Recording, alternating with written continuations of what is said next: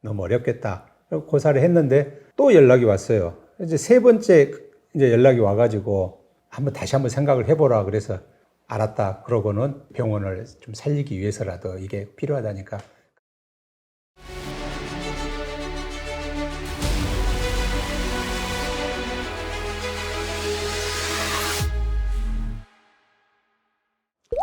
오늘은 취미를 발전시켜서 정년 이후에 일거리와 재능 기부라고 하는 두 마리 토끼를 다 잡으신 액티브 시니어를 모셔서 인터뷰하는 그런 자리를 마련했습니다. 오늘 나오신 분은요, 고광덕 선생님이십니다. 안녕하세요. 안녕하십니까. 예. 고 선생님, 곡성에서 예. 올라오셨잖아요. 네네. 네, 오늘 올라오신다고 수고 많으셨습니다. 아유, 별 말씀입니다. 제가 조금 양력을 예. 조금 소개시켜 드리고 이렇게 이 얘기를 진행하는 게 좋을 것 같습니다. 네. 54년생이시고 네. 그럼 우리 나이로 68. 예. 근데 굉장히 보시다시피 정정하고 아주 멋장이십니다. 선생님께서는 제가 이제 미리 받은 양력을 보니까 특이하게도 외국계 은행에서 대부분의 경력을 쌓으셨더라고요. 네. 그리고 지금 하고 계신 봉사활동이랄까요? 일거리가 이 우리 가곡 부르기, 이런 클래식 음악, 감상 이런 것을 더 발전시킨 예. 이런 형태신 것 같은데, 그러면서 이제 요양병원에서 암 환자들을 위로하고 그다음에 훈련하고 이런 일을 하시고 계신 것 같습니다. 예, 맞습니다. 먼저 현역 시절을 얘기하지 않을 수가 없는데요. 외국계 은행에서 거의 이제 대부분의 경력을 쌓으셨는데 네. 입사하실 때의 얘기와 은행을 다닐 때의 경험들을 좀 얘기해 주시면 감사하겠습니다. 제가 첫 직장으로는 지금은 없어진 경기은행에 다녔습니다. 그런데 경기은행 성남지점에서 일을 하다 보니까 제가 목표로 하고 있는 대학원 진학이 좀 어렵더라고요. 그래서 나중에 친구들하고 상의를 해본 결과 서울로 갈 수 있는 방법은 요즘에 외국은행이 많이 들어오고 있으니까 그 외국은행에 한번 지원을 해봐라. 저 같은 경우는 이제 그때는 상대, 지금 이제 경영대라고 하죠. 그래서 거기를 졸업했기 때문에 아마 괜찮을 것이다 해서 제가 외국은행에 지원을 했는데 다행히 영국계 로이즈은행이라고 영국계 은행에 첫 발을 디디게 된 거죠. 그러면은 공부하겠다고 하는 이런 향학열이라고 하죠. 굉장히 그렇죠. 뜨거우셨던 건데 예, 목적을 달성하셨네요. 그렇죠. 외국계 은행으로 목적까지 다 옮겨가지고. 달성을 했죠. 예, 그래서 그 석사. 예, 그래서 이제 연세대 대학원에서 경영대학원이죠. 거기서 석사 학위까지 하고 그리고 이제 이 영국계 은행에서 이제 마지막으로 있었던 곳은 호주의 은행에서 퇴직을 하게 된 거죠. 예, 내셔널 오스트레일리아. 내셔널 오스트레일리아 뱅크. 예, 거기서 그 1세대 딜러 그렇죠. 하셨다고 했는데 예, 딜러라고 하면 제가 언뜻 생각하기에는 외환 예. 딜러가 생각나는데 그런 일을 하셨던 것인. 그렇죠. 예. 이제 크게 해서 저희가 이제 FX 딜러하고 머니마켓 딜러하고 그래서 이제 FX는 환 쪽이고 머니마켓 쪽은 이제 이자율 쪽. 그래서 그쪽을 같이 담당하는 헤드를 하게 된 거죠. 예, 그러시면은 외국계 은행에서도 일하셨고 굉장히 좀 어떻게 보면 특수한 직종에 일을 하신 건데, 외국계 은행에 지금 이제 공부가 등록금을 대준다 그래서 이제 가셨다고 얘기는 하셨는데, 예. 그 외에도 그 당시에 한국 회사와 외국 회사들은 여러 가지 여건이 많이 달랐을 것 같거든요. 그때의 경험을 좀 말씀해 주시면 감사하겠습니다. 그때는 국내의 회사들은 토요일까지 근무를 했죠. 근데 저희는 격주제로 토요일에 근무를 하게 된 게 가장 좋았고, 그 다음에는 끝나는 시간이 확실하게 정해져 있었습니다. 결국에 그 이유는 나중에 보니까 오버타임 안 주려고 딱 시간 되면은 퇴근을 하게 됐는데, 어찌됐든 저로서는 그 퇴근이 제 시간에 이루어지다 보니까 제가 하고 싶은 것들을 충분히 할 수가 있어서 굉장히 만족하면서 지냈습니다. 그러고 이제 우리나라도 토요일은 쉬고, 그렇죠. 그다음에 젊은 친구들 보면은 딱 끝나면은 시간 되면 그렇죠. 딱 집에 가고 그러니까 예. 많이 상황이 바뀌었네요. 그렇죠. 그 당시에는 그랬지만. 이렇게 현역 시절에 정말 화려한 경력을 가지고 계신데 또 특기를 이렇게 많이 살리시고 그다음에 발전시키셨어요. 그게 굉장히 과정이 궁금한데 어떤 계기가 있으셨는지요? 제가 그 클래식 음악을 그렇게 크게 좋아하지는 않았어요. 그래서 잠이 안 올 때 클래식 음악을 들으면은 졸리울 것이다 생각을 해가지고 클래식 음악을 듣기 시작을 했어요. 그 중에 이제 바흐의 그 첼로 무반주, 첼로 조곡이라는 게 있는데 그걸 들으면은 아주 잠이 잘 왔어요. 그랬는데 한 몇 달 지나고 나니까 어느 날부터는 잠이 오히려 안 오더라고요. 이제 점점 음악에 빠져들게 된 거죠. 그러다 보니까 클래식 음악에 새로운 눈을 갖게 된 거예요. 그래서 클래식 음악을 해야 되겠구나. 그래서 음악을 듣는 쪽으로 가다 보니까 요즘 세대분들은 잘 모르시겠지만 진공관으로 만든 앰프들이 그 당시에는 이제 막 새롭게 만들기 시작을 할 때예요. 그렇게 음악을 듣게 됐고 또 이제 시간적인 여유가 있다 보니까 운동도 해야 되겠다. 대학 졸업할 때까지 운동이라고는 사실 노동만 했거든요. 노동만 했는데 이건 노동이 아니라 운동을 해야 되겠다. 그래서 운동도 그때 당시에 1년 회원제로 해가지고 모집하는 회사가 있었어요. 거기서 1년을 등록을 해가지고 저희 4명 가족, 또 옆집에 살던 그 4명 가족, 이 두 가족이 적극적으로 참여하게 돼서 여러 가지를 배우게 된 겁니다. 그 운동 종목이 어떤 건지 구체적으로 말씀해 주실 수 있으십니까? 이제 주말마다 운동을 하게 됐는데 승마, 그다음에 수영, 스쿠버 다이빙, 그다음에 수상스키, 그다음에 일반 스노우스키. 스노우스키도 그 스노우보드가 우리나라에 들어온 지 얼마 안 됐을 때 저는 시작을 했어요. 그래서 어느 날 보드를 타려고 줄을 딱 서고 있었더니 어떤 꼬마가 그러더라고요. 저를 딱 보더니 할아버지 보더네? 딱 이렇게 얘기를 하더라고요. 그래서 내가 벌써 할아버지가 되긴 됐구나. 그리고 이제 스쿠버 다이빙 같은 경우도 해저 생활은 어떨까 싶어가지고 도전을 했는데 굉장히 하여튼 그런 여러 가지 스포츠 활동을 하면서 어떻게 보면은 육체적인 건강도 물론 챙겼고 또 정신적인 건강도 많이 챙겼다고 봅니다. 예. 제가 처음에 뵙고 악수를 나누는데 지금 저랑 팔씨름해도 제가 지겠더라고요. 굉장히 건강하십니다. 보시다시피 근데 그게 다 이유가 있었네요. 지금 종목도 보니까 뭐 승마, 스쿠버 다이빙, 스키 이런 것들이 굉장히 지금도 고급 스포츠에 속하는 것들인데 굉장히 일찍 시작을 하셨네요. 그렇죠. 일찍 시작한 편입니다. 예. 또 고려 수지침도 자격증을 가지고 계신데 그 얘기도 좀 해주시겠어요? 수지침은 제 아내가 좀 몸이 안 좋은 편이었어요. 그래서 해외여행을 다니고 싶은데 해외여행에 가장 필수적인 게 뭘까? 그걸 생각을 해보다가 만일에 아프면 어떻게 해야 되나? 그 생각 때문에 수지침을 아내가 먼저 배우기 시작했어요.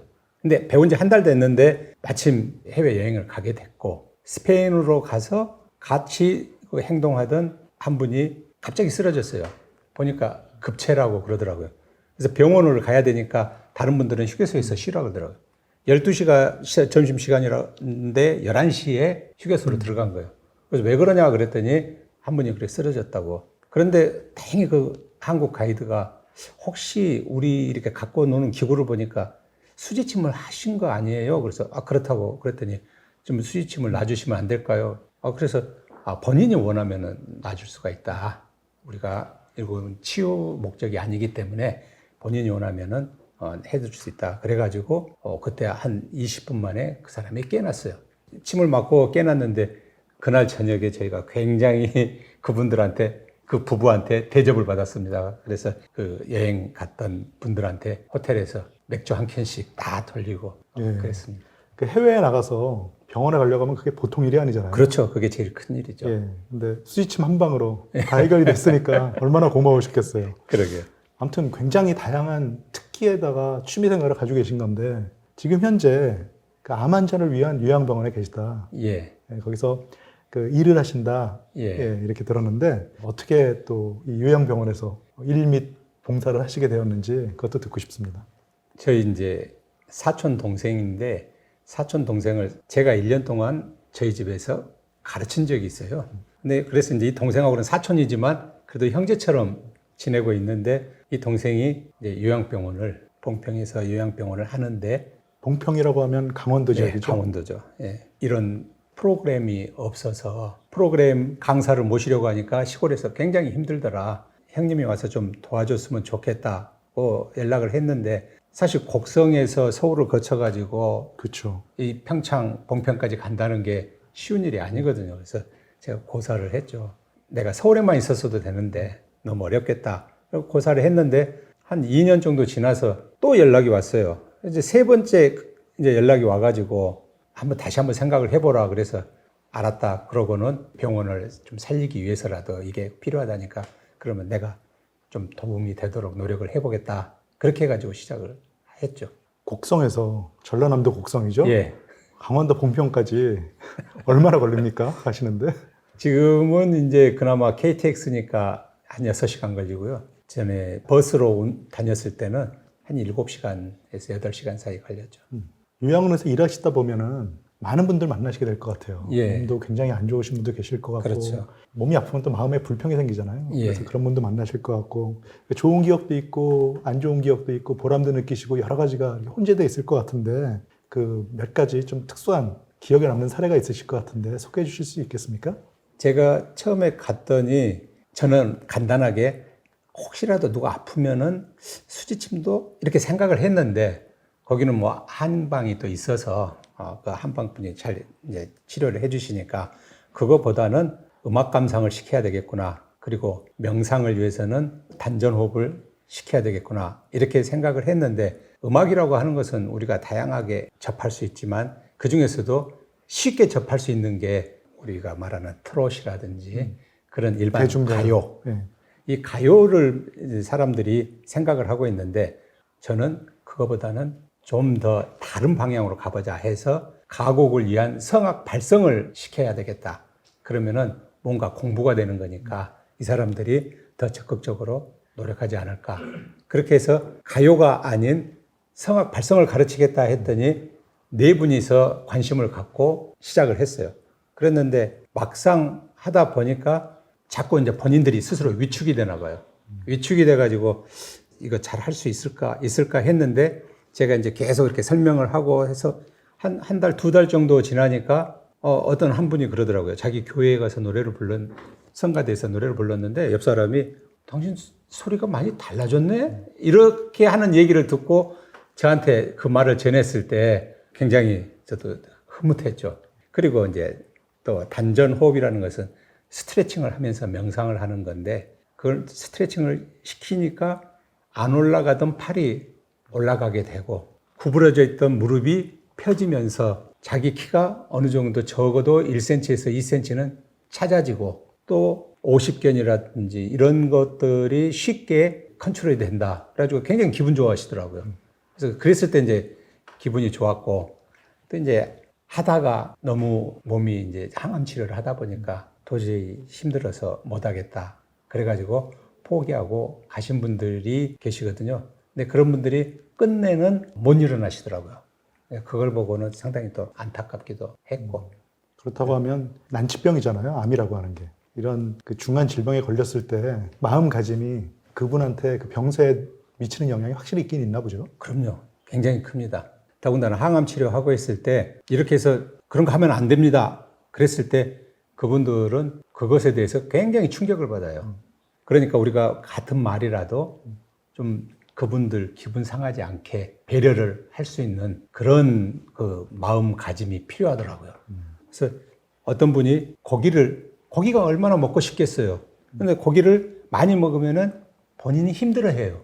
그런데 그걸 같은 말이라도 아니 많이 드시면 안 됩니다. 이렇게 하는 것보다 오늘은 이렇게 치료를 하고 그랬으니까 조금만 더 드시죠. 이렇게 이야기를 했을 때 그분들이 받아들이는 게 달라지죠. 그래서 저도 이 생활하면서 많이 배우는 게 배려를 해야 된다. 상대방의 입장에서 생각을 해봐야 된다. 그러다 보니까 저도 많이 배우게 됩니다. 굉장히 그 겸손하신 것 같습니다. 그 암 환자 중에는 이제는 어느 정도 포기를 하신 분들도 나오실 텐데, 예. 그래서 요즘 뭐 웰다잉, 예. 잘 돌아가셔야 된다, 뭐 이런 얘기도 나오잖아요. 예. 이게 뭐 지금 말씀하신 것처럼 그 본인한테는 말할 수 없는 것이고, 그다음에 어떻게 보면 자기가 결정해야 되는 문제이기도 합니다. 그렇죠. 근데 그런 이제 막바지에 말기암 환자들을 보실 때 오랜 경험을 가졌는데도 불구하고 지금도 배우신다고 말씀하셨는데 그때 느끼시는 점이 또 있을 것 같습니다. 요즘에는 이제 항암제가 많이 개발이 돼가지고요. 생각보다 생존율이 굉장히 높아요. 아주 옛날 같으면은 정말 난치병이다. 이건 정말 못 산다. 그랬는데도 5년, 10년을 사시는 분들이 많고, 암 2기, 3기까지 가도 충분히 극복을 해서 지금 5년 이상 건강하게 살고 있는 분들도 많이 있어요. 그런데 제일 그 분들이 받는 스트레스가 특히 여성분들은 어떻게 된 건지 저도 내막은 모르겠지만 이혼하는 경우들이 종종 있더라고요. 치료 중에요. 예, 치료 중에. 그 이혼이라는 게 본인한테 굉장히 큰 타격이 되더라고요. 환자가 남성일 때 이혼을 합니까? 여성분일 때. 아, 환자가 여성인데 예. 남편이 이혼을 통보하는 거군요. 그렇죠. 예. 그런 분들 제가 몇 분 봤어요. 물론 40대, 50대 이 정도에서. 상당히 젊은 편인데요. 예. 60대 넘으면은 그런 분, 그 뭐 이혼 이런 얘기는 안 나오더라고요. 근데 40대, 50대 된 분들한테서 그런 얘기가 나오더라고요. 그래서 저분들은 정말 안 그래도 이 모든 병의 근원이 스트레스인데 저 스트레스를 받고 어떻게 정말 극복을 하고 살까? 굉장히 그게 이제 우려스럽더라고요. 그래서 이제 오히려 더 자기는 꼭 살아야 되겠다 하는 이유를 더 발견하고 건강하게 지내시는 분들도 계시는데 그러다 보니까 웰다잉 쪽보다는 그냥 어떻게 해서든지 살아야 되겠다는 집념이 더 강해지더라고요. 저는 웰다잉도 중요하지만 살아야 되겠다는 그 목표를 가지는 게 더 중요하다고 봐요.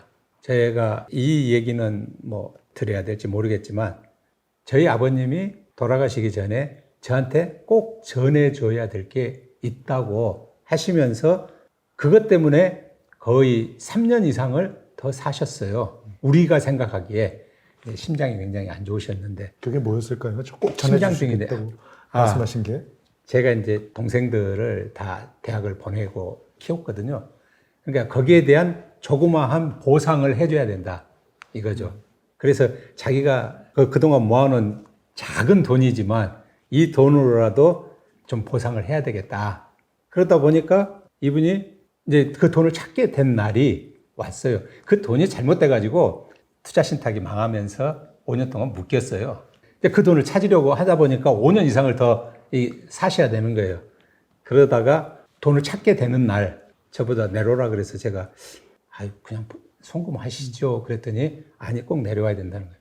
그래서 이제 내려가서 봤더니 웬 노숙인이 서 있는 거예요. 그래서 우리 아버지인가 하고 봤더니 아버지시더라고요.